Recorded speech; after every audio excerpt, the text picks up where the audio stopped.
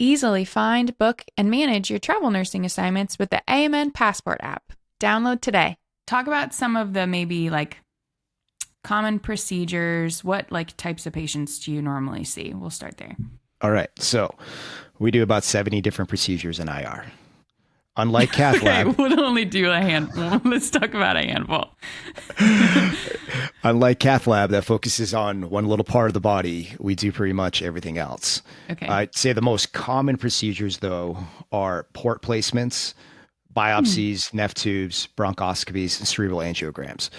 Majority of patients are outpatients, but we do Mhm. probably about 30 to 40% inpatient. Inpatient, most common are probably some type of line placement, so like a vas cath, sometimes even a central Mm. line.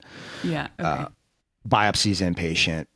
Neph tubes are a big one that we do inpatient as well. Yeah. Yeah. A lot of our outpatients can also become inpatients.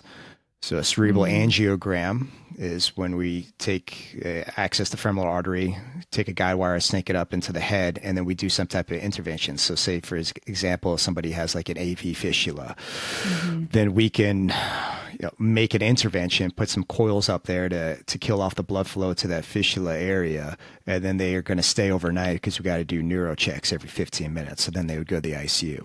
Sure. So it's a nice mix of patients. It's a Yeah. nice mix of procedures. We're not doing the same procedure over and over again. Right. And I should back up. Every IR that you go to is going to be different. Sure. So the IR that I'm in, I'll tell you how or our flow works, but it's not necessarily going to be the same flow as in your hospital, Maggie. Yeah. Yeah. Yeah.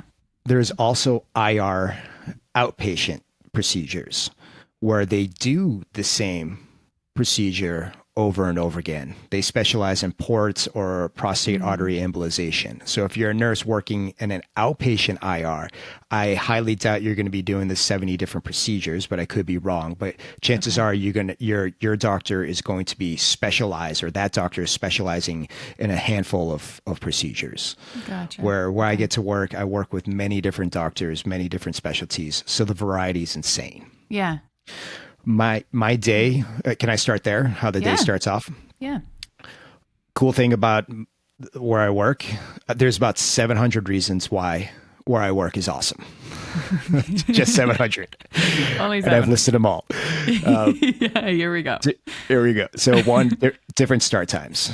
If you're an early bird Mm. person, you can have the 6:30 a.m. start. If you want to start a little bit later, you can start at 8 o'clock. I Mm. actually went to my boss and said, I would like to start at 7:30. And there was 6:37 and 8, but there was no 7:30. And the reason why I want to start at 7:30 is so I can go to my 6 a.m. jiu-jitsu class with my wife. Oh, cool. Totally selfish reason. And Work-life balance. That's my not boss was like, selfish. cool, let's do it. And I even presented that, like, I think this is going to help because the 7:30 start time would help us with some of the later procedures. So my boss was cool and lets me start at 7:30. So my day That's starts at awesome. 7:30. You Okay. get there, you have a whiteboard that has all the different procedures and the patient's names and the doctors on the board. And then the charge nurse assigns you to which procedure that you're going to go to. Okay. Sometimes the charge nurse, I speak Spanish, having lived in Latin America a lot. So Mm. if there's a Spanish speaking client or patient, I'm taking that one. We have Okay. a Russian speaking nurse, so the Russian speaking nurse is going to take that one. That's kind of obvious. Okay. But typically, you're going to get who you're going to get to base off of your start time. Okay. The way we do it is, unless it's an emergency, an inpatient emergency, Mm. all inpatient procedures will go later in the day. Yeah. All outpatient, non-emergent procedures will be the first ones. Yeah. So we Scheduled. scheduled, Yeah. correct. I always thought it was, weird as an inpatient nurse when I was in the ICU. Was like, why aren't inpatients going first? They're the most critical, the most urgent, Mm. and I guess the reason is it's so hard to schedule that. Yeah. You just And don't know tomorrow what's going to be available. There's days where we don't have any inpatient procedures, right. and the outpatient procedures are, in a sense, just as important, and they've been waiting too. It's Yeah. Yeah. And inpatient people are available in the house. It's like kind of you can plug and play them like where yeah, you have room. So Again, though, if any of this is emergency, then Yeah. all goes out the door. The emergency gets seen first. Yeah. An F2 might be an emergent situation too. If that patient's going septic and they need one in, then yeah, they're gonna jump the line. So you get your inpatients first. I'm sorry, you get your outpatients first, and those are could be a longer procedure. So we get sometimes the longer procedures done the first part of the day, and then as the day progresses, they start to become hopefully shorter. For example, a thoracentesis. We do a lot of thoracentesis, paracentesis. I feel like we do a lot of those in the afternoon. Those are pretty short. Yeah. My first procedure, when they come in, depending on what it is, I may start an IV on them, or I may not. About, I want to say half of our cases are nursing sedation. The other half are anesthesia cases. Okay.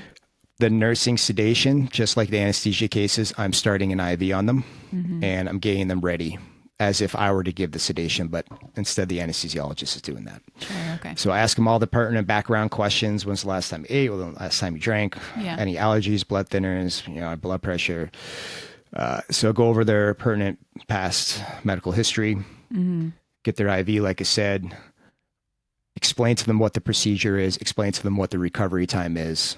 And then the anesthesiologist will come, consent them. Our doctor will come, consent them. And then it's go time. We do the procedure.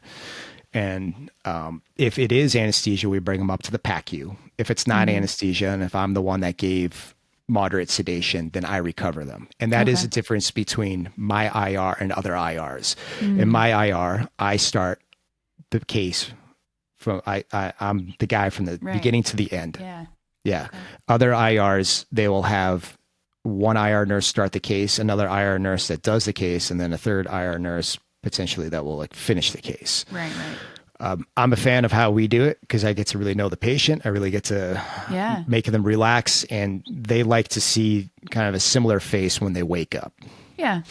Continuity of care, you know how everything went. And yes. It's not that game of telephone where you tell one person one thing and then I think it went fine. I think they got everything. I don't know. And then explain it to the family as well.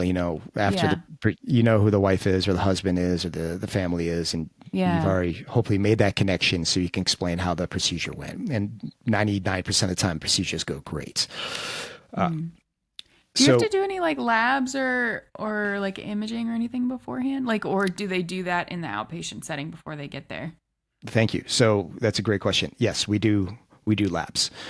If they're inpatient, they probably already have labs. If they're outpatient, and typically the labs that we're getting are at the very least a CBC. So we want to know if we're going to poke a hole in somebody, we're going to want to know what their H&H is and platelets are. If they're on blood thinners, we're going to do an INR. And then in some cases, if we're going to be using a lot of contrast, we want to know how well their kidneys are working. So we're going to grab a Chem 7 and look at their creatinine levels and their GFR.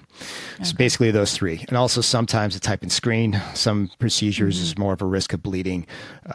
One of the cases, one of the surgeries or procedures, because we don't do surgery, but one of the procedures that we do that I really like are the cryo cases where we'll literally freeze cancer. If they have some type of kidney cancer, we'll put these probes in that go into negative 30 degrees Celsius and we'll just freeze the cancer cells. So there's a little bit higher risk of bleeding there. We typically want to get a type and screen on that one.